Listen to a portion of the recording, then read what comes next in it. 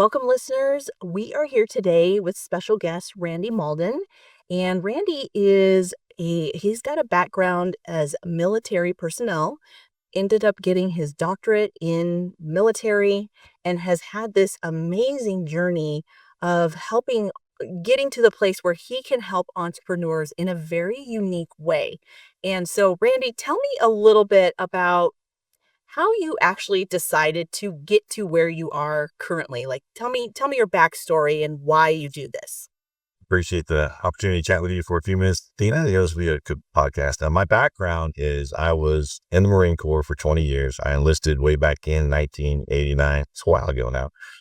And throughout my journey in the Marine Corps, I was enlisted. Then I became an officer, got my degree through the University of Florida. I was an Amtrak officer. When you see the Marine Corps, they come out of the beach, they come out of these vehicles, the Marine comes out of the vehicles. So I commanded a platoon of those vehicles. And then I became a supply officer. And while I was a supply officer, I realized that nothing happens in the Marine Corps or anywhere without a supply chain. You got to have the stuff to do the thing, right? And if you don't have the stuff, you can't do the thing. And while there, I also got my master's degree in global operations, and I got my doctorate in business administration. And my dissertation was on supply chain management by the Marine Corps and Operation Iraqi Freedom. And one of the key lessons from that doctorate study was that, software is a tool, not a solution. That at the end of the day, people have to make the thing work. And because at that time, the Marine Corps was going through a transition between two different systems. And with those two different systems, then we went to war. So we were on one system and the other system. And the Marine Corps said, nope, we're going back to the old system. Meanwhile, even the old system was broken, but people made it all work. They used their Excel spreadsheets, they picked up the phone, they used the radio, they made sure that the units had the things that they needed to execute their mission, despite the system failures. So the big lesson with all that is that right now there's a lot of software, and I'm sure many entrepreneurs are always getting the phone calls from all these people with systems and software and say, hey, we can solve your problems here, and here are your problems, even though you didn't know you had them. And what I would offer is you got to have people that understand the problems to be able to use the tools, which are the software. If you don't understand the tools, you can't get there. So then I came out of the service in 2010. And when I came out, as we were talking a little bit before, I couldn't get hired, even with all that education and experience. And, and part of that is, the conversation there is, businesses, it wasn't the business's fault. I always said, thank you for your service, and people appreciate your service as a veteran. But veterans struggle with articulating our value in a way a business understands so that when they hire somebody, they can see the ROI they're going to get. And that's part of what a veteran needs to do. And what we do now, we help them through scm.jobs, is help veterans translate their military experience into civilian value, so civilians understand how they can help and how they can contribute and see that there's some value there in the veteran's experience. And so started doing that. And then in the CPSM, Certified Professional Supply Management, teaching that and training people how to pass that certification. Since 2010, that's the business I started. And with that, we started to get the Army paid for soldiers to get that certification.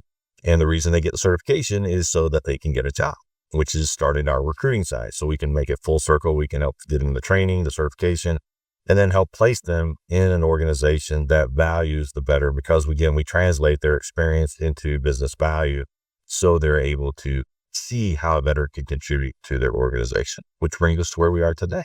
That's so amazing. And I love that you are helping veterans.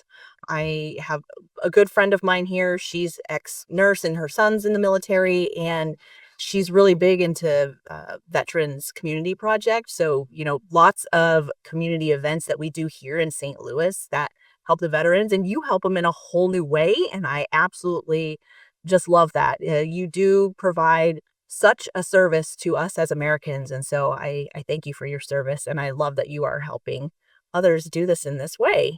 Tell me a little bit about some of the challenges, other than not being able to articulate very well, that you've seen with some of the people that you've helped. Well, with the folks transitioning out of service, one of the big challenges is articulating their value in a way a business understands. And also part of it, the translation or transition, is accepting a different culture, right? You're coming out of the military. where there's a lot of structure, a lot of, authority and chain of command. And you go into the business world where there's not so much structure, the culture is different, and it's just different. It's not better, it's not worse, it's just different. And when, a military person comes out, they got to accept that things are different, that the people that are in the civilian world are not the same as the people who are in the military. And the one way to kind of see that is that less than 1% of our population actually serves in the military. So just the fact that you join the military, you just separate yourself from 99% of the other people inside the United States because you're willing to go and serve your country. And when you serve, it's 24/7, 365. People talk about life balance and family balance and all these other things, but at the end of the day, you're in the military. And the military is there to serve a purpose, which is to preserve and protect the United States and serve at what the politicians tell us to do and what we tend to do. So when you come out into the business world, the company may or may not understand that, may not see the value in it. And then there's always that silent stereotype in the background of, okay, is this person have PTSD? Are they going to freak out on me? All these other different things. And then, they're just different, and that's where, a veteran needs to understand that and be able to explain how they can add value and really be prepared to communicate. And communication is a big part of it. And not just assume that somebody's going to, they appreciate your service, but they don't understand what you do or how you do it, And the other part is learn how to communicate in a way that they understand, that because you don't have that authority, you don't get to order people around. You have to use influence and leadership and explain a lot, and which is good. And really the military is that way today. The stereotypes of the Full Metal Jacket, the Marine Corps, all that, that just doesn't work anymore, even in the military. There's a time for it. Don't get me wrong. There's certain situations where you have to issue orders and people need to execute. But there's a lot of training, there's a lot of learning, there's a lot of leadership that happens before that moment. Or there's a lot of conversation, there's a lot of communication where officers are explaining why and the reasons how. And the reason that they do that is in the military, there's a chance that you may not be there, in a few seconds, right? And the military always trains 2 up, 2 down, where I can take the position of two positions above me, and people 2 positions below me can take my job at any time. So there's always that training and conversation always going on. And that's where, it enables an organization to continue to function no matter what. And I say somebody may not be there. Of course, they could be killed in action, injured, or they just may need moved up. If somebody has to move up to a position, then that person has to, take that position and you got to move up. So there's a lot of reasons for that. And that's where businesses could benefit from that type of understanding and communication, where they can see how a veteran is going to communicate more and make sure that everyone knows everybody's job so that the organization can multiply and do things much faster than if everyone just focuses on their silo and just does what their one thing is. Does that make sense? Absolutely. Yeah. My husband is trained that way as well in the position that he's in. And I thought that was just so genius because literally he can step into anybody's position at any time and it doesn't require the training, which is so ideal. As a business owner, being able to not have those gaps is wonderful. It keeps things running smoothly. And speaking of businesses running smoothly, how do you actually approach supply chain planning to prevent crises and keep businesses running smooth? As that is the thing that you do. So tell me a little bit more about that. Well, one thing to remember is you were talking about the training, instantly people can pop into one position or another is, everything takes time, right? And people think about supply chain 2 times, when they run out of money and when they run out of stuff. When they run out of money, they're like, where have I been spending all my money? Well, and they go start looking, where am I spending my money? And they find that, oh, I do have a supply chain. I do buy things to support my business and serve my customers. And then when they run out of stuff, they're like, why did we run out? Because they failed to plan appropriately. They don't know what they're spending their money on. They don't have any type of plan in place for their supply chain. They just spend what we call ad hoc spending. When they need it, they go buy it. They might have a budget, but the budget is secondary to the needs of the organization. And so planning is key to the supply chain, on understanding your supply chain, where you're spending. So it starts with the spend analysis. Where am I spending all my money? Then you identify the categories where you're spending the most money and really drill into those categories to say, how am I spending my money? Am I doing competition? Am I asking multiple vendors for different quotes to decide which quote is the best, which vendor is the best? Or am I just buying because I have a relationship with that person? And what we find is when an organization adopts supply chain management as a strategy, not just as something they think about later, they save, and the research is there as well as the experience I've seen, up to 73% in their costs within the first year. And that is not uncommon. The significant savings just because they start asking questions about where am I spending my money? Who am I spending my money with? Invoking competition to where you get 2 or 3 vendors giving you quotes. So you find that that vendor who you've had this relationship with for years and they're your friend and they've been taking care of you, find out they've been overcharging you by 50%. Wow. And in one story where I was doing the training and someone was sharing, a story about that to where they had that relationship business with the person and they've been charging them. And then they said, you know what, I've been going through this training, for supply chain management. And one of the things they said was just do competition. So you know what, John, we're going to do competition for this one. I'm sure your prices are good. You've been taking care of us for years, but we're going to ask a few other vendors what their prices are to make sure we're getting the best price. Immediately, the guy said, you know what? We'll drop our costs by like 30% without doing competition. If we can reduce our cost by 30%, can we bypass the competition? And the guy goes, well, if you're so quick to drop the price that fast, what else do we need to find out? So they did the competition and found out that they were overpaying significantly because of this relationship they had with a vendor who'd been taking care of them for years. So that's kind of the message for entrepreneurs that yes, as you're building your business, you have to build relationships. But when it comes to your supply chain, just develop a culture of competition and always asking, am I spending this money correctly? Am I getting the best value for my dollar? It's just asking for competition. A very simple 3 quotes, get 3 quotes, and just adding 3 different quotes for 3 different vendors. And you'll find that usually 2 are close and then 1 is really, really high or 1's really, really low, which is not a problem. You just want to ask why. Why is that 1 really, really high? Maybe they see something the other 2 vendors don't see. Why is that 1 really, really low? Maybe they don't see something the other 2 vendors see, or maybe they are just trying to win the business and they have a different way of doing it. They're using different materials, they have a different process, they have something else going on that enables them to reduce the cost significantly. Does that make sense? Wow. Yeah, absolutely. And I mean, that's something that I would never even have thought about. You are probably the only person that I know that does this, which is, Really? yeah, yeah. But, and it's interesting that it kind of like how I met you and how this all came up. I was just at so my background is in nursing and I do a lot of holistic health. And I was just at a SLIM meeting here in St. Louis, which is about 50 functional medicine people and practitioners. We all meet about 4 times a year. And one of the things that we were discussing was the contamination of psyllium, which you and I had talked about. There is a nasty, hard to get rid of bacteria that has contaminated about 90% of the psyllium. And it's by a big company that uses this psyllium. And so they don't want to lose the psyllium. So they're trying to find a way to get rid of the bacteria. And so far they've been unsuccessful.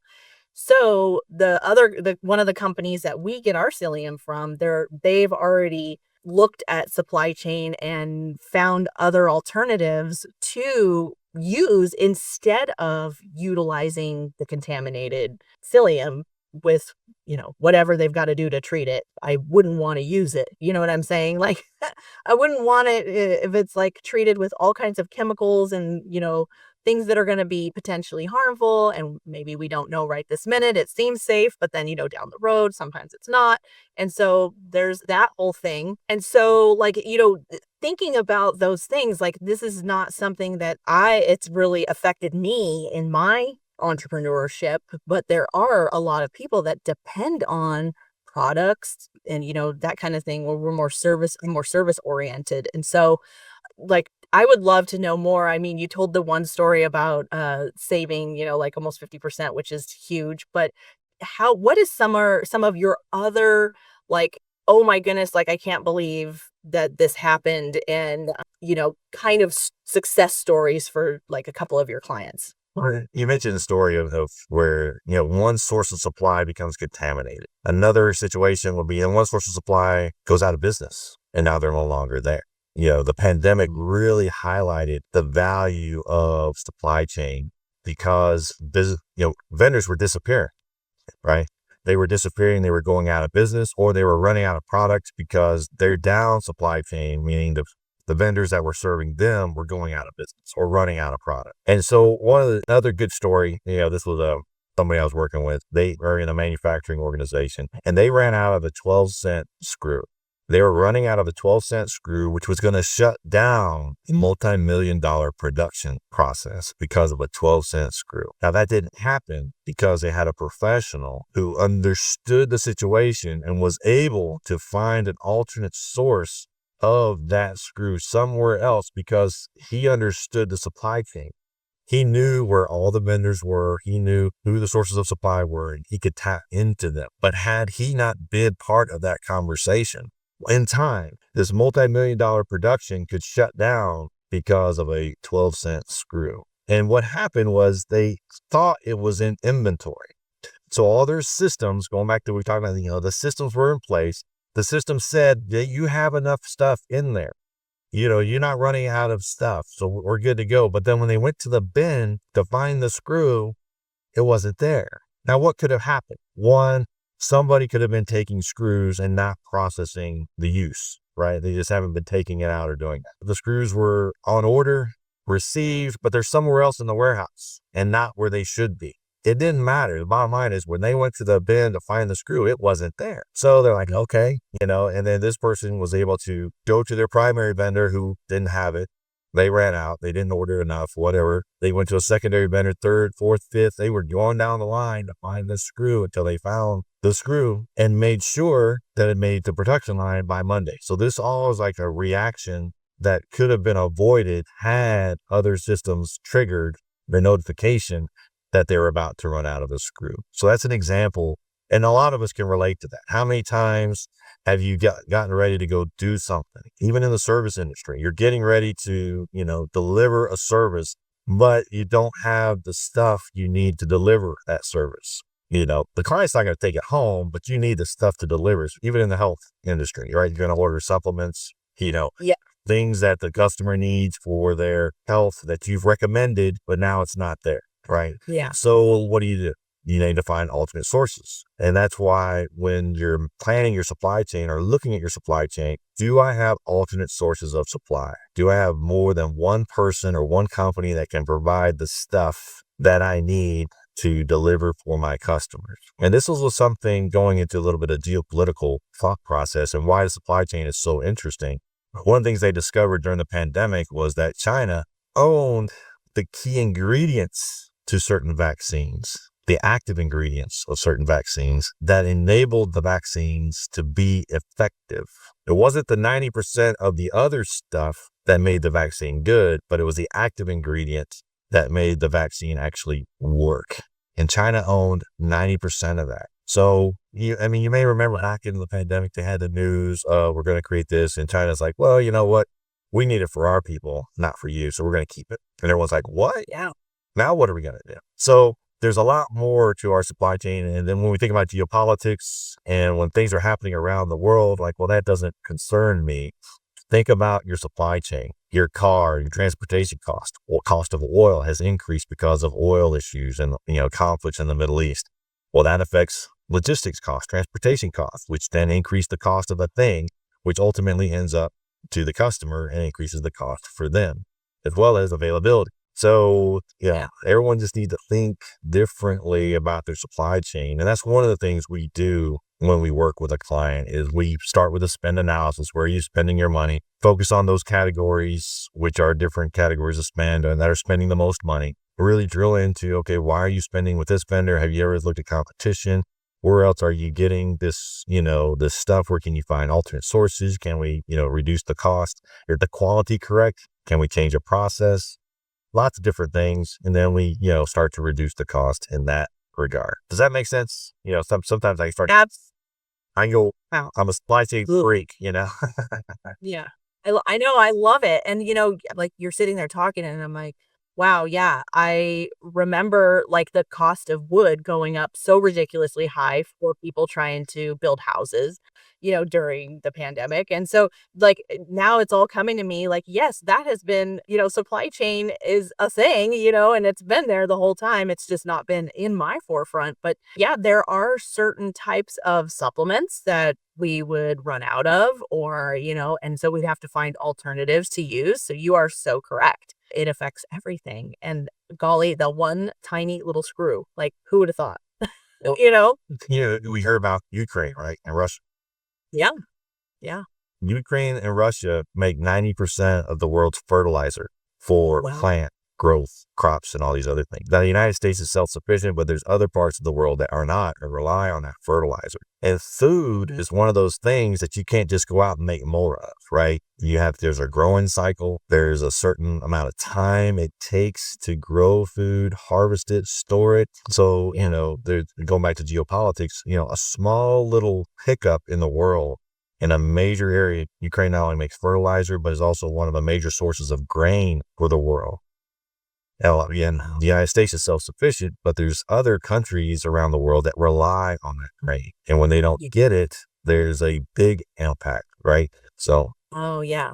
Huge. Yeah. And so you don't just help the entrepreneur that's like going through a little bit of a challenge. You can come in on the front end and say, let me do an audit and let's take a look at all the different places that we can maybe save.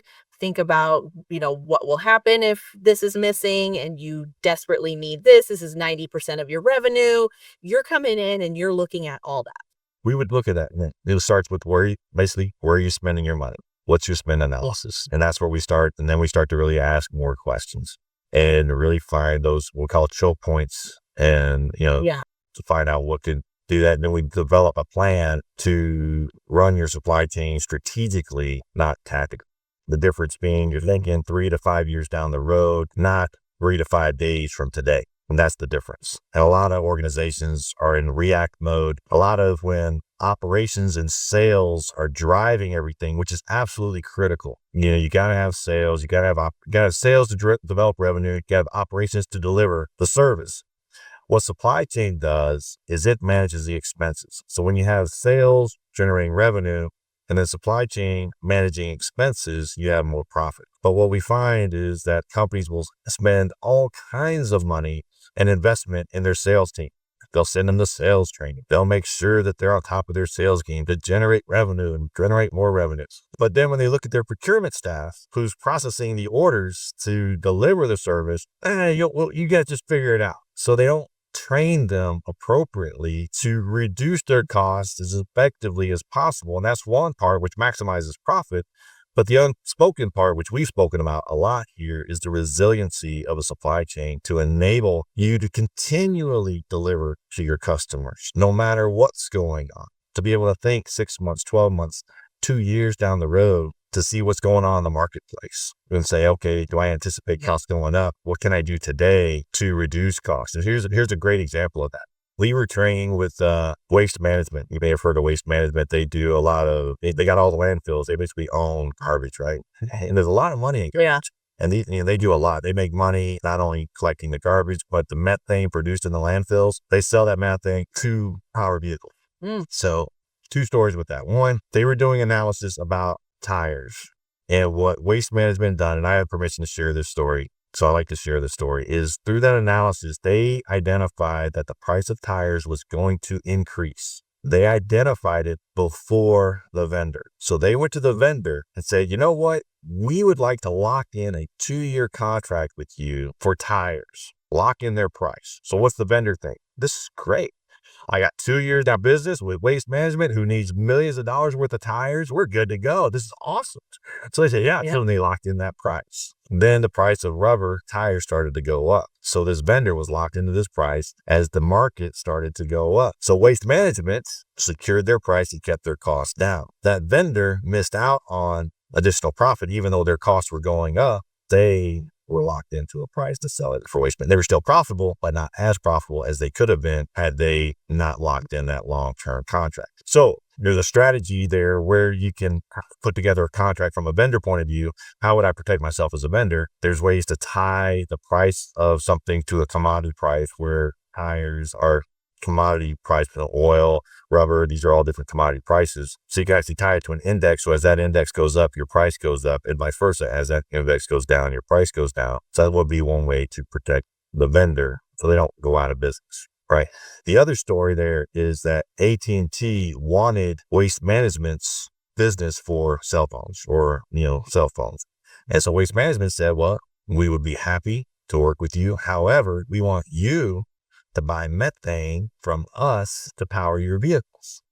And the value of the contracts on both sides was significant enough that they agreed to do that. Now, I'm not sure if this is still in place today, but the point being is that as a business, you have multiple ways of making money, not only by selling to your customer, but within your supply chain. When you're disclosing, you're getting rid of waste, you can resell things, you can do it. There's a lot of different ways to make money in your supply chain other than just reducing your costs for your customers overall, because it increases your profitability. Does that make sense? Yeah, that's so awesome.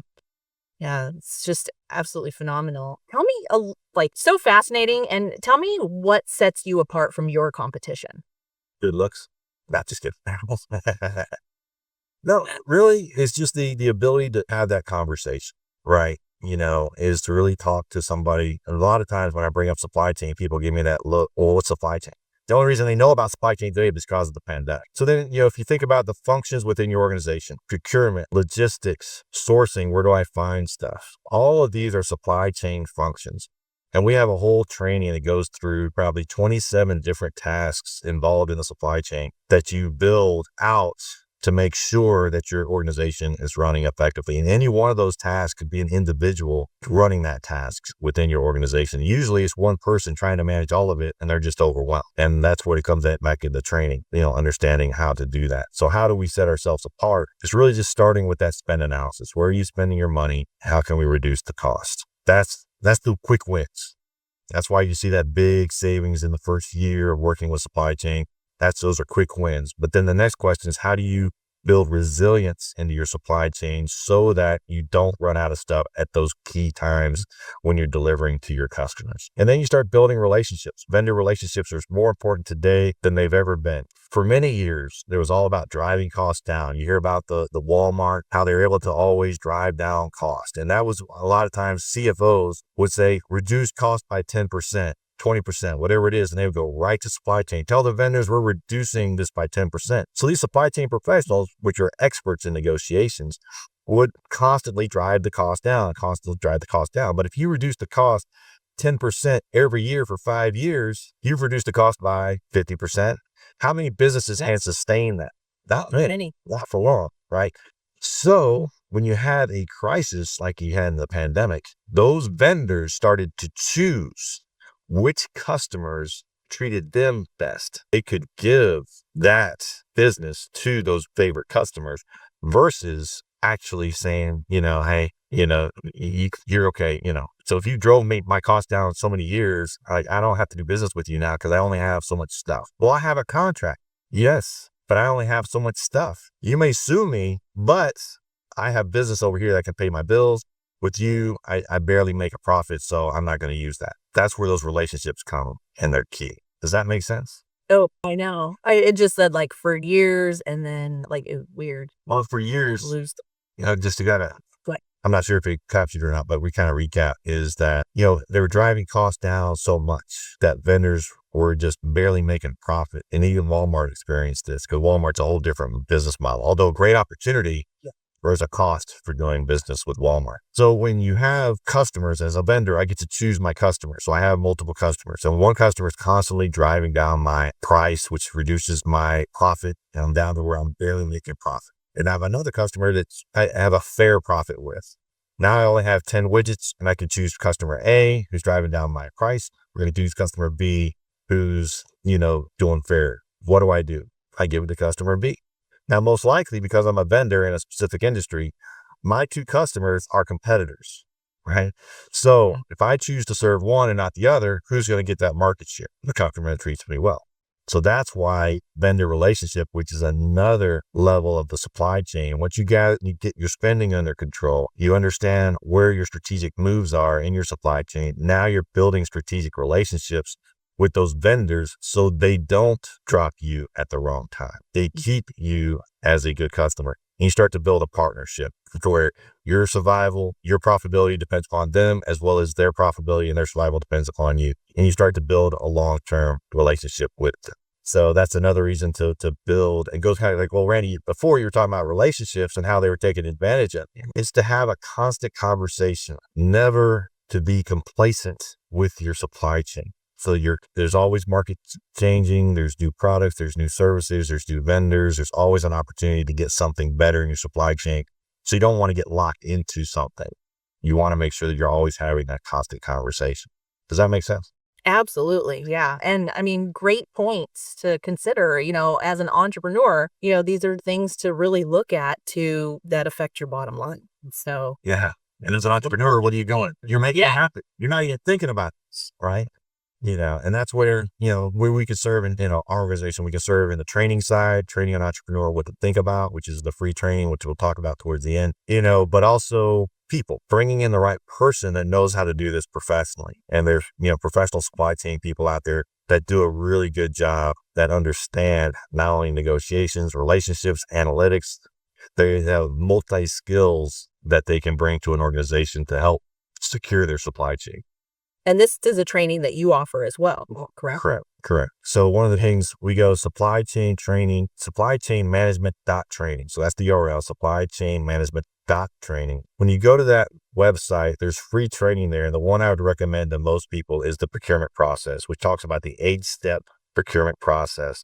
But what I would do is go through that training and just evaluate how you're buying things today. Are you following those 8 steps? And if you're following those 8 steps, you'll probably find some aha moments in there. Okay, yeah, that makes sense. But then, then once you kind of put that together, then there's more training there that we can, that's there. There's a whole certification training. We do supply management core, which is focused on the core functions of supply chain, supply management integration, which talks about integrating those processes into different systems within your organization. Then leadership and transformation, where we show people how to lead and transform their organization to use supply chain as a strategic capability, not just something they do. So it takes exams 1, the core, and the integration, and integrates it into a strategy within the organization. That's so wonderful. Yeah, what a gift. And you have that on your website for free. The procurement steps. Yeah. The 8 steps procurement. Yeah. That gets it. And that's where everyone needs to start, is how am I spending my money?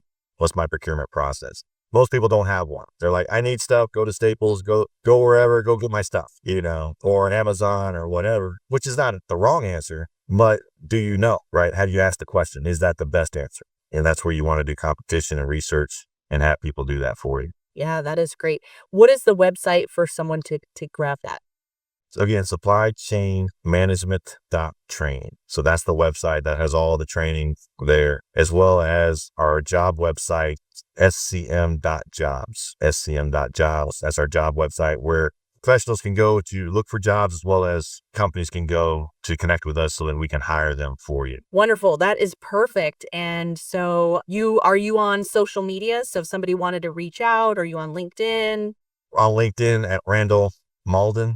So I was wondering, it's the first Randy Mauldin. So that's my LinkedIn, is Randy Mauldin. And you can find me there, as well as mainly LinkedIn is the best social media to connect with me on.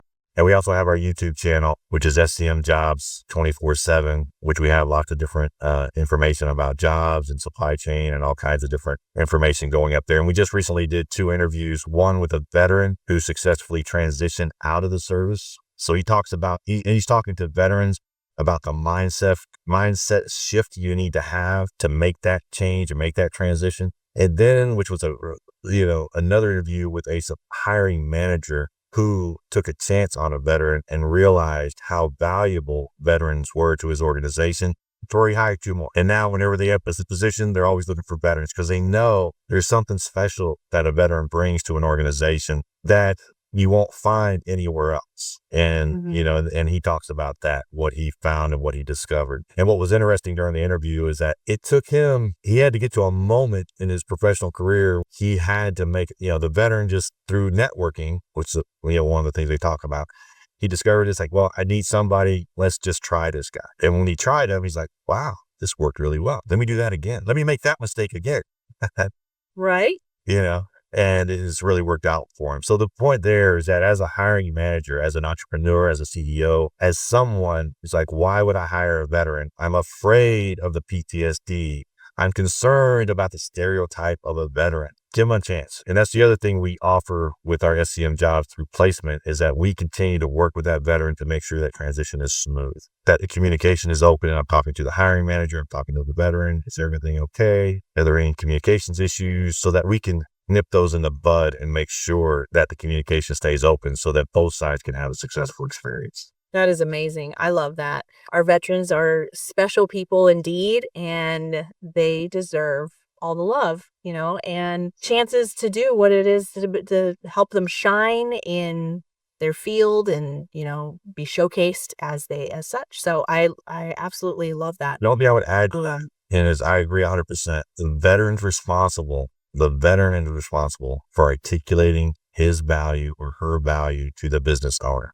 It is not the business owner's responsibility to figure it out and guess. So that's where the veteran has to do the work. And I'm talking to veterans now because a lot of us feel entitled. Well, I served my country. I deserve a job. And you said they deserve so much better. Yes, you deserve it. But have you earned it yet? And you have to earn it by articulating your value. You have the experience. You've done it. You have value. You're just not saying it correctly to where they can recognize it. So that's where I just want to make sure that business owners give them a shot, but veterans, you got to do the work. You got to show up ready to go. Definitely. I think that goes for a lot of people, veterans, non-veterans. We tend to not articulate our worth or value very well as humans, It's a society thing that I think a lot of people have struggled with. So I love that you threw that out there. And, if you are in a situation where you're looking for something, articulate your worth and your value. I love how you have articulated your value today, and I so appreciate you being on here. I'm mind blown about all your knowledge and just some of the things that walk through being able to, assess the business owner situation and move them forward in a way that keeps them in business longer, that looks, it's future looking for problem solving down the road that a lot of business owners don't even think about. So thank you so much for being on here, Randy. I so appreciate you and our time together. It's been wonderful. Anything that you would like to add, anything that we didn't cover that you would like to add in? I really enjoyed our conversation. I appreciate the opportunity to share more about supply chain and also helping veterans to make sure that they get an opportunity to do that. So it's been a great conversation. I look forward to the next. Thank you. Yeah. Thank you so much, Randy.